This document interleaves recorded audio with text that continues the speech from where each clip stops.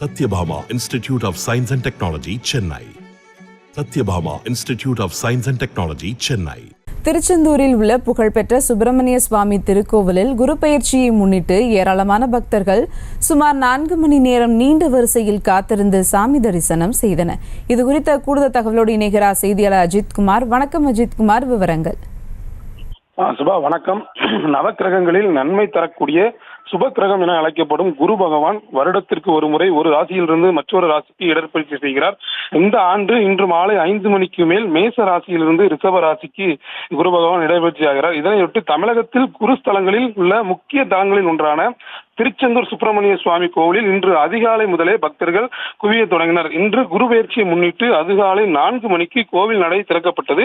இந்த நிலையில் இன்று மாலை முருகப்பெருமான் மற்றும் தட்சிணாமூர்த்திக்கு சிறப்பு பூஜைகள் நடைபெறுகிறது.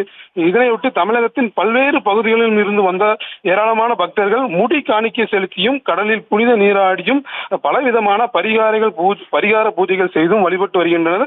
நீண்ட வரிசையில் காத்திருந்து கட்டண தரிசனத்திலும் மற்றும் பொது தரிசனத்திலும் சுமார் 4 மணி நேரத்திற்கும் மேலாக சுவாமி தரிசனம் செய்து வருகின்றனர். சுபா, விவரங்களுக்கு நன்றி Ajithkumar. Satyabhama Institute of Science and Technology, Chennai. Satyabhama Institute of Science and Technology, Chennai. செய்திகளை உடனுக்குடனும் துல்லியமாகவும் தெரிந்து கொள்ள சப்ஸ்கிரைப் பண்ணுங்க.